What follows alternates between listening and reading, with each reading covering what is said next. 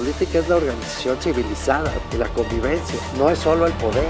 Hemos confundido poder político con política, y la política es una palabra noble cuando la entendemos bien. Así que si confiamos en nosotros mismos, somos capaces de organizar, de comunicarnos, de dotarnos de confianza mutua, entonces podemos confiar en la política. Si se la dejas todo a los profesionales, las cosas cambian. Ya no puedes confiar lo mismo porque obviamente están buscando más poder.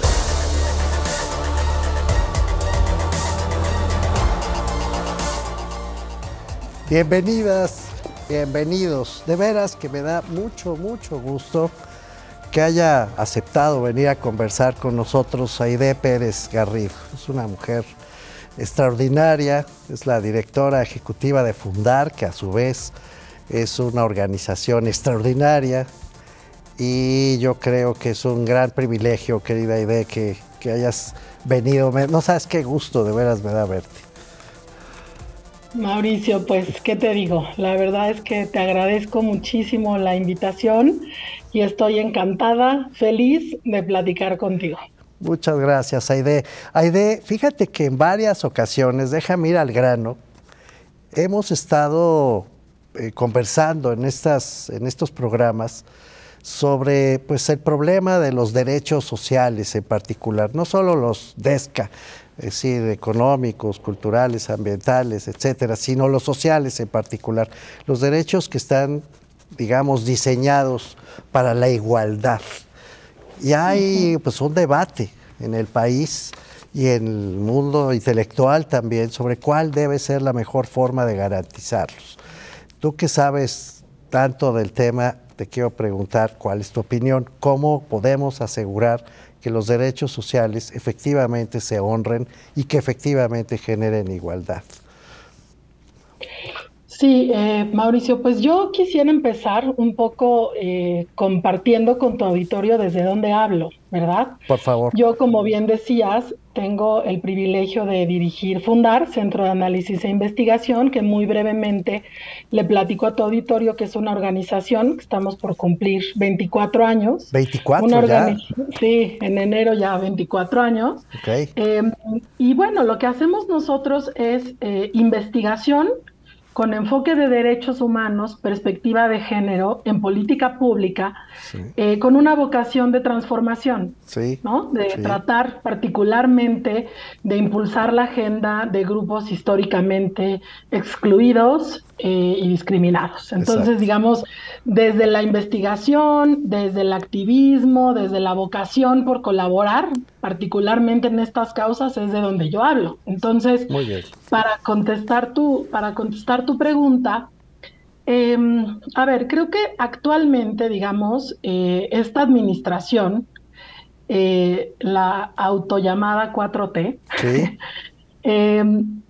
Ha colocado una narrativa en el país con la cual debo decir que nosotras, desde Fundar, estamos de acuerdo. Sí. Digamos, es una narrativa que básicamente dice por el bien de todos, yo le agregaría todas y todes, primero los pobres. Eso, sí. ¿No? Sí. Y en el lenguaje de derechos, en el lenguaje de, digamos, de las luchas feministas, sería una política pública con enfoque de derechos, ¿no? O sea, que tenga una política que reconozca que hay desigualdades estructurales, ¿no? Okay. Que tenemos al Estado cooptado, capturado por grupos de interés, por élites políticas, económicas, empresariales e incluso también por grupos, pues digamos, ilegales, ¿no? Crimen organizado, bueno, narcotráfico. ¿De qué manera? Sí.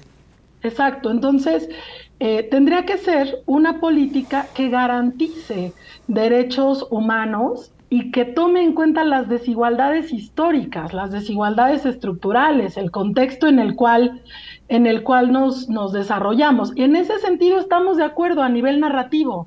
Sí. Creemos que es eso. Básicamente se trata de cómo generas bienestar y vida digna para las personas, ¿no? Y aquí nada más termino diciendo por favor. Nosotros queremos corrernos o tratamos de corrernos de garantizar derechos para la ciudadanía. Sí. No es para la ciudadanía, es para todas las personas que viven en el Estado mexicano, que incluye un sentido más amplio y no solamente ciudadanos y ciudadanas. Población migrante, población refugiada, población para todas las personas, tiene que estar centrada en la persona y en su vida digna. Entonces, en términos narrativos estamos de acuerdo.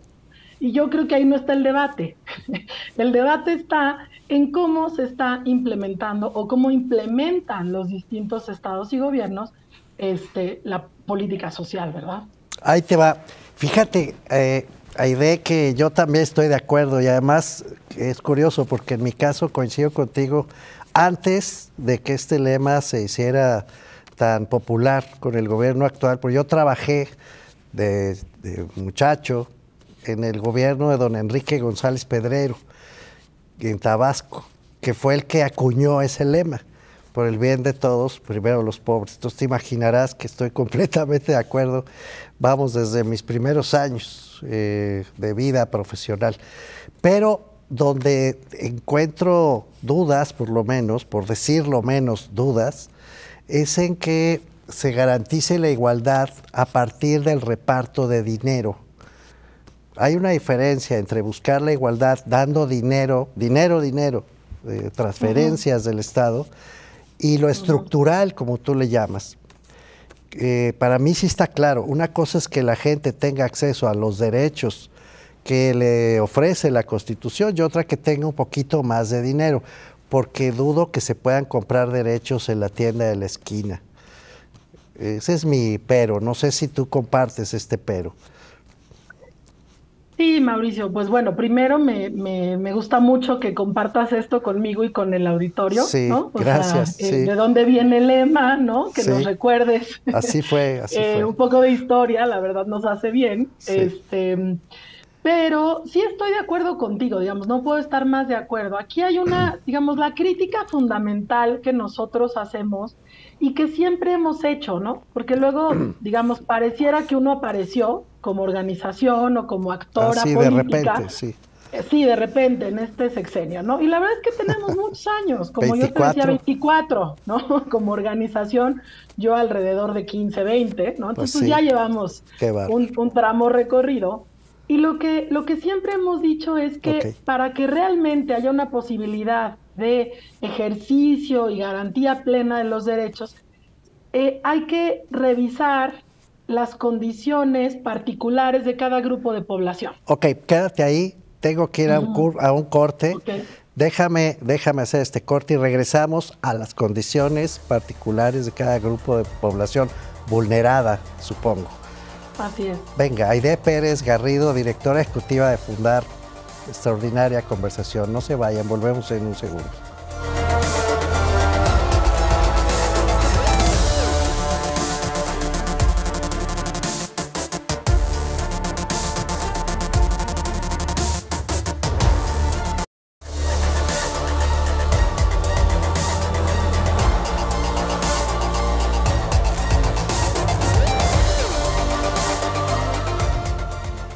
Estamos de vuelta con Aide Pérez Garrido, que nos decía antes de ir al corte que para poder afinar la política social, yo propongo el verbo afinar, habría que buscar con precisión a los grupos a los que debe estar dirigida esta política social, los grupos vulnerables.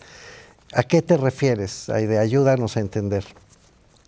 Sí, Mauricio, a nosotros nos gusta, digamos, utilizar digamos, como tal, el concepto, la expresión de grupos históricamente discriminados y excluidos, ¿verdad? Okay. Y por ejemplo, voy a poner para, digamos, ir a lo concreto, ¿no? Por ejemplo, sí. las familias, las personas jornaleras agrícolas. Sí. Estamos hablando de un universo, y son datos oficiales de un censo que está completamente desactualizado, así que deben ser mucho más, pero digamos, al menos 8 millones de personas en el país. 8 millones de personas en el país que viven en una situación de discriminación, de explotación, de pobreza, sin servicios, nómadas, sin derechos sociales, migrantes internos, nómadas, con unas jornadas laborales, ¿no? De 12, 14, sin contratos, sin guarderías, sin salud materna.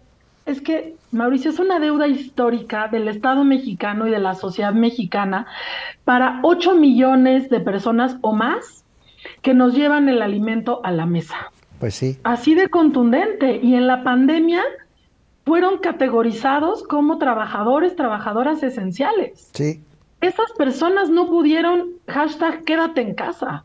No. Siguieron trabajando en el surco, ¿no? 12 horas de sol desde las 5, 4 de la mañana, migrando de sus lugares de origen para que nosotros pudiéramos tener el alimento. Bueno, esas personas no tenían, afortunadamente hace un par de años, se dio un pasito para fijar un salario mínimo profesional para esas personas. Sí. Pero hay una deuda histórica porque no tienen seguridad social, no tienen acceso a vivienda, no tienen servicios de salud, no tienen educación, no tienen, verdaderamente, tú conoces muy bien, mejor que mucha gente, el caso de la lucha de Marcelina Bautista y de las trabajadoras del hogar, maravillosas, perfectamente, junto con todos ustedes que les acompañaron.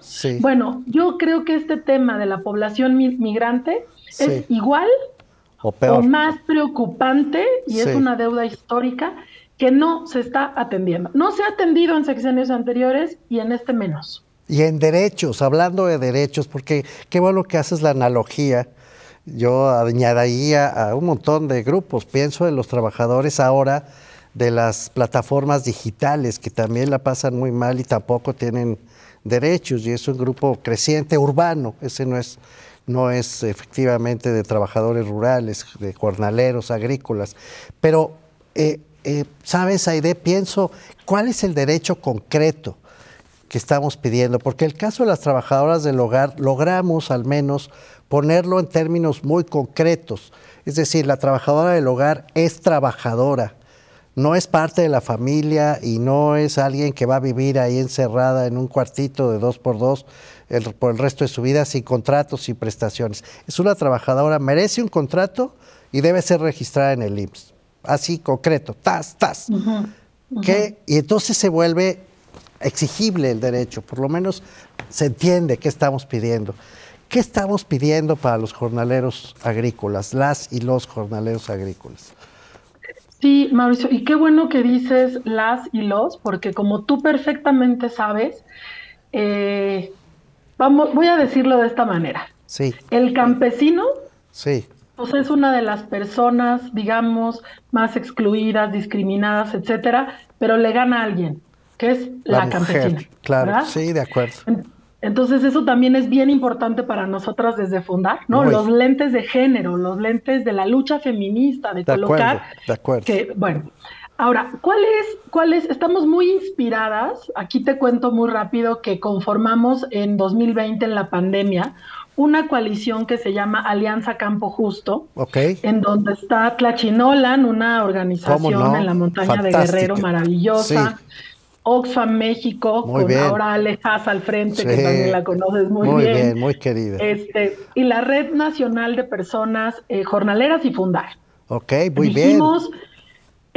Nos inspiramos en la lucha de Marcelina y de las trabajadoras del hogar. No me digas, eso me emociona mucho. Sí, dijimos, necesitamos ayudar, porque eso es también la postura que tenemos desde Fundar. No nos vamos a poner adelante, nosotras no vamos a hacer las principales vocerías, no.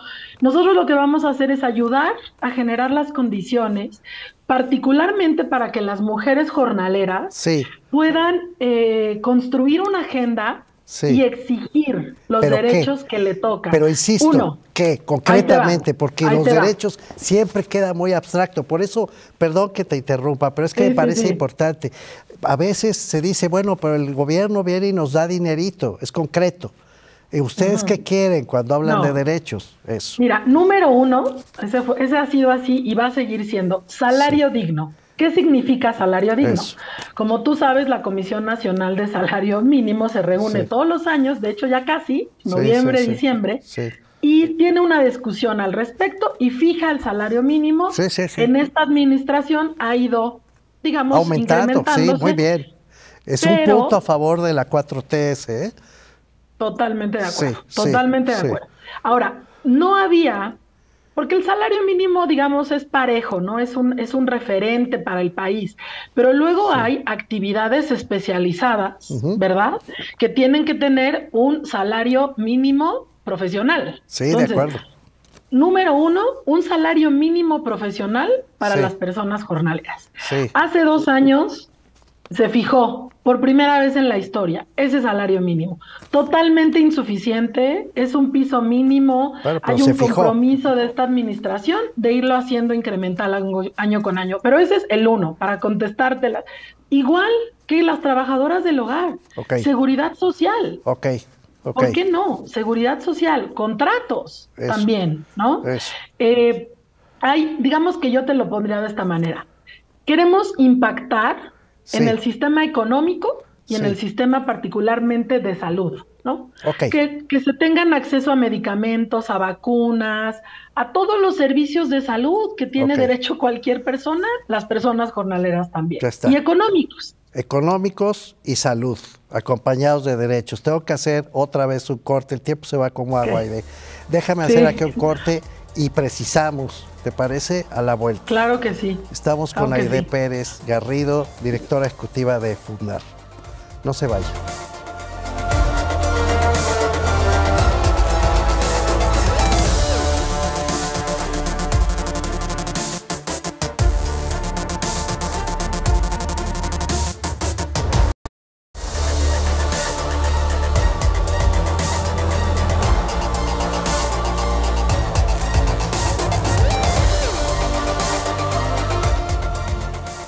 Estamos de vuelta con Aide Pérez Garrido y bueno, nos ha puesto un ejemplo dramático de cómo deben garantizarse derechos para las y los jornaleros agrícolas, poniendo énfasis en las mujeres jornaleras agrícolas.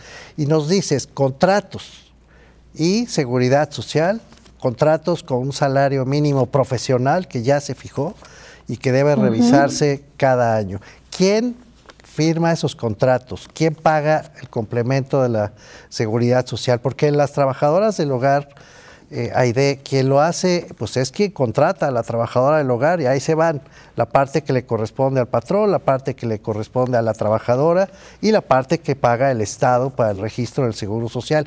Con lo cual, las trabajadoras del hogar pueden tener acceso a jubilarse, a acumular, a tener incluso el crédito de Infonavit, en fin, todos los respaldos de protección social. No me voy largo porque te quiero escuchar a ti. ¿Quién firma esos contratos para las y los jornaleros? Sí, mira, efectivamente tienen una condición de movilidad Exacto. que hace complejo, ¿verdad? Sí. Responder esta pregunta. Pero por eso también cuando nosotros hablamos de impactar el sistema económico, no podemos dejar de ver quiénes son los empleadores, ¿no? De estas familias jornaleras. Entonces, te voy a poner un ejemplo, a lo mejor Driscoll's, que seguramente la gente lo ubica porque si uno va al súper, compra las fresas Sí. y viene Driscoll's, ¿no? Entonces Ok. es una empresa que contrata jornaleros, jornaleras, Ok. cuando hay temporada de fresas, ¿verdad? Ok. ¿Quién tiene que pagar eso? Driscoll's, ¿no? Sí, Las de acuerdo. empresas, al Ya. igual que lo hacen las empleadoras, pues lo tienen que pagar las empresas. Por supuesto. Y aquí quiero conectar lo que yo decía al principio.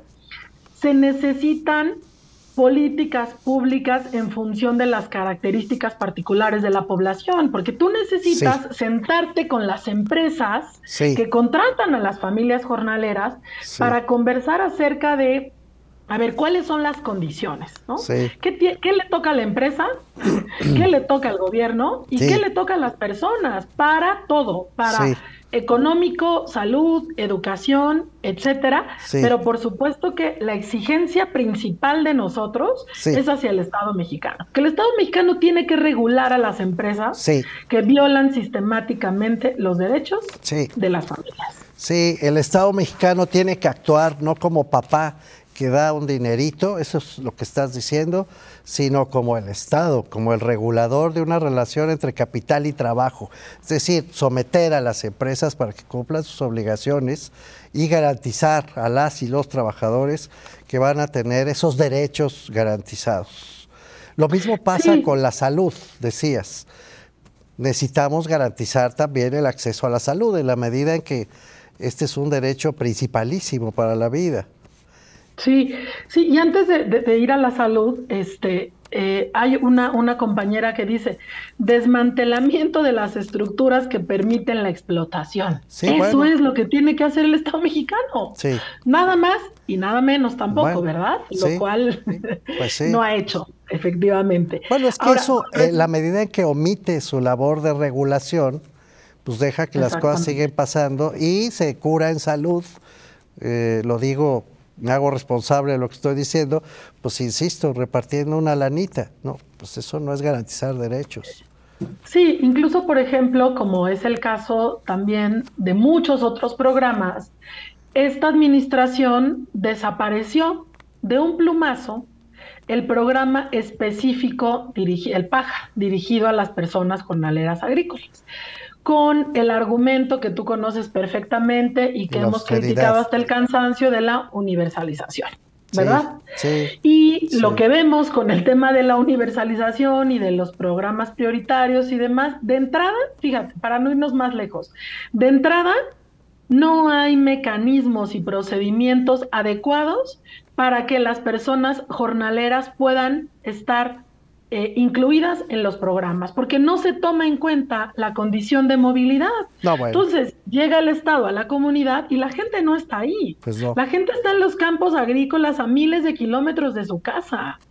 Y tal cual, el Tlachinolan, de alguna manera uno dice, bueno, no va a haber programa especial para esta población. ¿Qué podemos hacer por lo menos? En las escuelas, Aide, perdón que te interrumpa, pero Sí, yo sí, recuerdo que en CONAPRED se habló largo, muchos años, me tocó atestiguarlo, de este problema de las jornaleras agrícolas y de los hijos, porque como van en esta cosa migrante interna, no pueden estudiar, no hay escuela, están condenados a la pobreza por generaciones. sí, exactamente. El ciclo intergeneracional de la pobreza, ¿no? Le llaman, Sí, le llaman en la sí, academia, ¿no? Que no se rompe y mucho menos con la llamada universalización. así es. Eh, no hay acceso a educación, no Sí, hay acceso a salud, sí, hay una violencia brutal, ok, ¿no? De los propios además, empleadores, ¿no? Y de los propios hombres hacia las mujeres en los campos. Hay una explotación de parte de las empresas y hay una omisión brutal del Estado mexicano. bueno, Entonces, la verdad es que sí nos importa mucho llamar la atención porque, como seguramente pasó con las trabajadoras del hogar, sí, uno cuando se mete y se mete y se mete a conocer a las sí, personas, a descubres. conocer las condiciones, etcétera, uno no puede creer que esto no sea uno de los ejes prioritarios de la discusión pública. De acuerdo. ¿Por qué tenemos esta deuda histórica y por qué tenemos a una población de segunda Sí, en condiciones prácticamente de esclavitud? sí, Y nadie dice, esta boca es mía. Pues queremos hacer lo mismo que hicieron con sí, las trabajadoras sí, del hogar, sí. impulsar un movimiento Muy de bien. organización social y política para que se ponga al centro esta agenda. Te felicito, Aide. La verdad es que me gusta mucho lo que nos estás diciendo. Es un ejemplo perfectamente claro de cómo deben garantizarse los derechos en el Estado mexicano, cuál es la labor que le toca al gobierno para entendernos y de qué manera es necesario someter a quienes contratan a las y los jornaleros agrícolas para esclavizarlos en el fondo, porque de eso se trata. Aide, nos quedan 10 segundos. Ya me dice que me tengo que ir. Yo creo, déjame cerrar por donde empezamos, que por el bien de todos, primero los pobres, es algo que nos debe convocar a todos y no solo a un grupo político. ¿Coincides? La inteligencia colectiva hay que utilizarla para resolver los enormes problemas de este país. No lo va a poder resolver un solo hombre y una sola visión, bajo ninguna circunstancia. Aide, muchas gracias por haber estado con nosotros. Con muchísimo gusto, Mauricio, qué placer. Y estamos sumándonos a tu campaña y a la de Fundar. Aide Pérez Garrido, directora ejecutiva de Fundar, estuvo con nosotros. Nos vemos en la siguiente conversación.